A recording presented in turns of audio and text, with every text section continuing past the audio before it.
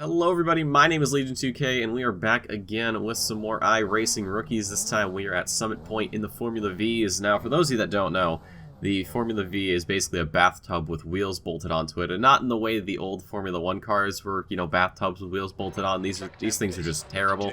I'm fairly certain my personal car, which is a 2000 Corolla, has a lot more aero and a lot more grip and a lot more brakes than these things. However, acceleration is about the same. So, you know, it's a little bit closer to home. But for this race, we are starting at the back of the grid. Did not get the best qualifying because I invalidated both my laps like a pleb. So, gonna start in the back here. Now down to turn one with these cars. I know it's probably gonna be a bit of a mess, so I'm backing up a little bit. However, I noticed that there's gonna be a little bit of a gap here, so I'm just gonna go for it. And unfortunately, I am just gonna decapitate the man to our left. Now I want you to keep that guy in mind, Jason Clemens. He will be a returning character here in this race, but for all the right reasons. But definitely not the start we wanted. We did start in last, and we're still in last, so it is a net zero, but starting off with a 4X. I know I've got to keep it clean for a while, trying to get that safety rating up. The guy in front of us dips two wheels onto the grass. He's going to spin it. I dash left and then duck to the right to avoid him. So now it's just about getting our heads down and not only getting the race going, but to avoid getting decapitated. Now, Jason comments that he got a haircut, and, you know, me being the absolute barber I am, decided to ask him, hey, you know, out of 5 stars, how would you rate the experience? And well, this is what he says. Man, definitely 5 out of 5. Would recommend. I'm going to hit you up on Yelp. 5 out of 5. Recommend. Going to Yelp. Ladies and gentlemen, if you need a haircut, you come to me. I can take a lot off the top, as if turn 1 wasn't anything to go off of. But one thing I do want to note is with the race, I was reeling in Jason a little bit each time, and actually quite a bit on a few occasions. So you do see how far ahead he is coming down the front straight. And as we come around for another lap, we're a lot closer now, and actually get the apex hooked up just right. So a lot more exit speed. He did not quite make the turn as well as he would have wanted to, so he had to drift out a little bit wider, a little bit more lifting. And that'll give us a chance to catch up along with the slipstream. So with how long this front straight is, you actually can get a lot of speed and gain a lot of time. So down to turn 1 we go. He misses his braking point a little bit later on his downshift. So not getting the speed he wants. So that's going to open up a bit of a door here. So we're going to go down the inside. We're going to be wheel to wheel. Now this corner coming up, if I want to make it, I have to sort of cut across. But unfortunately, there is one entire man in the way, and I actually almost screw my own race up by going a little bit onto the grass. No big deal though. Keep it together, keep it neat and tidy. And coming down the little bump in the hill here by the tree, and you're gonna notice up front someone just binning it. Now shout outs to this guy. He did keep his foot on the brake, so that way he did not spin out, which is a major plus. Some people just don't do that, or they keep the throttle pinned. If you do find yourself spinning like that, please keep the brakes on. Makes you a lot more predictable. But moving a little bit further into the race, this is going to be the second to last lap, and then the last lap, because this is a great little battle here. So I want to show this in its entirety.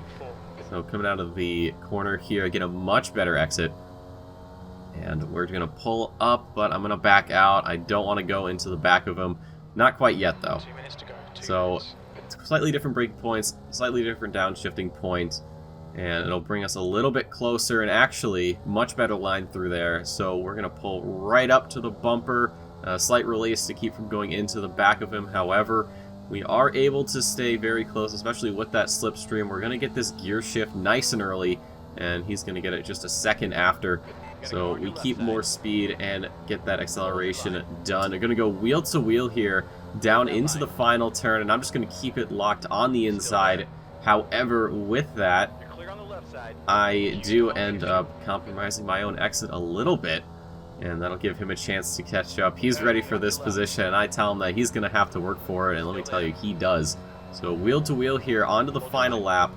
Down the front straight we go. I'm on the inside, he's on the outside, and I'm not too confident in my abilities, but I'm going to brake a little bit early. He's going to brake a little bit later, and the downshift from him, again, just a little bit later than it should be.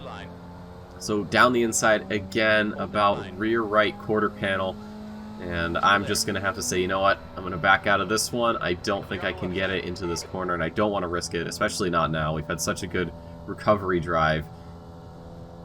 Better launch out of the turn, and again, just going to have to lift. I know I have the speed, but there is certainly not enough road to keep things going.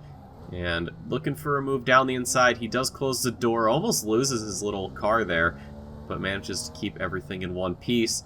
And this was going to be the opportunity of a lifetime. I saw the door open on the inside. I wasn't confident. We both backed out at the exact same time. That's actually going to give him a better run out of the turn. So I know that I have one more chance to get the move done as we head up the hill for the last time. And I'm just tucking into the slipstream, trying to get as much speed out of this as I can. And we go down into the final turn now.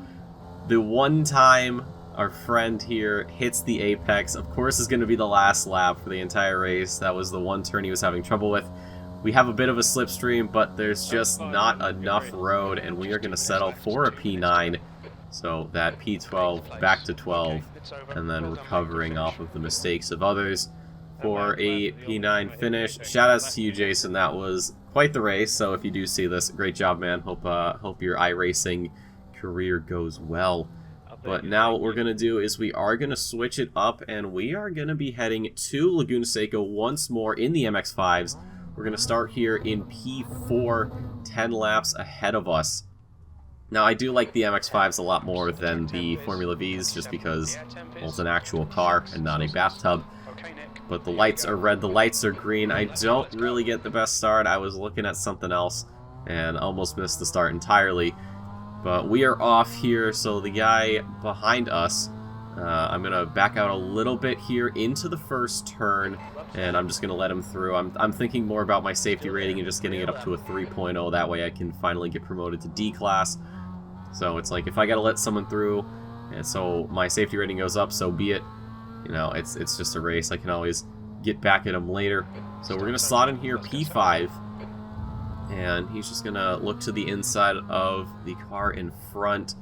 There is not much of a gap, and that's going to slow him down and give us a chance to catch up. However, not feeling too confident. If the last video was anything to go off of, where I decided going too wide through the kink was a good idea, I decided, you know what, I'm just going to back out, slot him behind, not really worry about anything. The guy behind us doing the exact same thing. Now coming up the hill here, through the kink, the Red Bull in front of us, not going to get it quite right, and he is going to go onto the gravel. We got to duck to the inside and overtake that position. No big deal.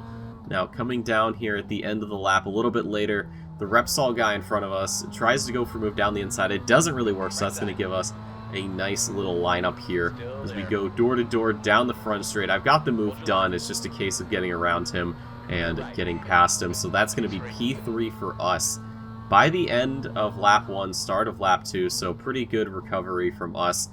Now, these corkscrews kind of scare me, just driving on its own, but when your spotter calls out that someone stopped up there, you don't really know where it is.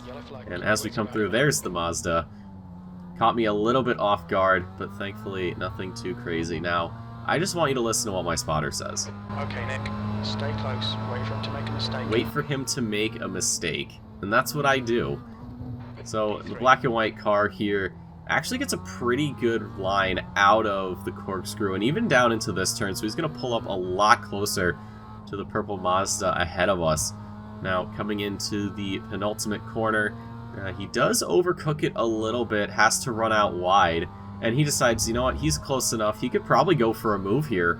And he's going to try it, but he is going to find out that 2 does not go into 1. They come together. I just skirt around to the outside.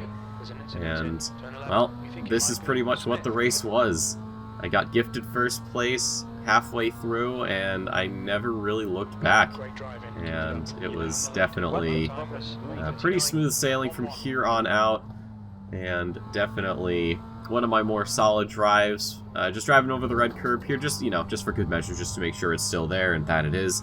You can see the gap to the guy behind. It's built up almost 9 seconds here, so, you know, just a case of keeping your head down and getting these laps banged out. Down the corkscrew for the last time. I'm still terrified of it, just a little bit, doesn't matter.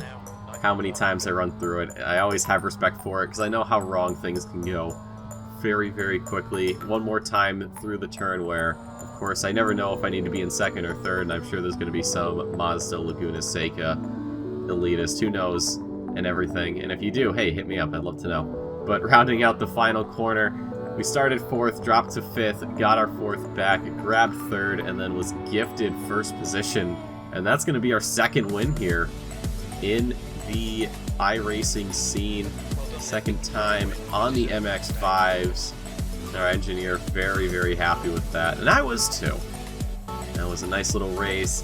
Action-packed for the first half, and the last half was just, you know, hot lapping. Just taking a little victory stroll here, just swinging it out side to side. Nothing too crazy, but as we head back into the iRacing client, we're going to wait for the results to pop up.